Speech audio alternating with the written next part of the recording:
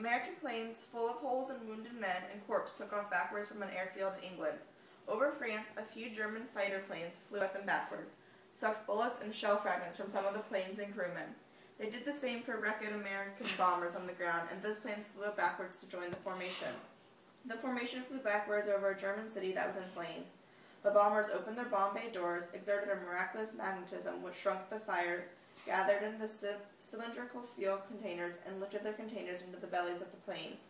The containers were stored neatly in racks. The Germans below had miraculous devices of their own, which were long steel tubes. They used them to suck more fragments from the crewmen and planes, but there were still a few wounded Americans, though, and some of the bombers were in bad repair. Over France, though, German fighters came up again, made everything and everybody as good as new.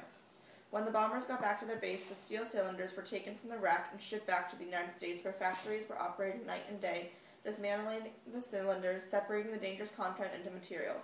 Touchingly, it was mainly women who did this work. The minerals were then shipped in to specialists in the remote areas. It was their business to put them into the ground, to hide them cleverly so they would never hurt anyone ever again. The American flyers turned into their uniforms, became high school kids, and Hitler turned into a baby. Billy Pilgrim, suppose. That wasn't in the movie. Billy was extrapolating. Everybody turned into a baby, and all humanity, without exception, considered biologically to produce two perfect people named Adam and Eve, he supposed.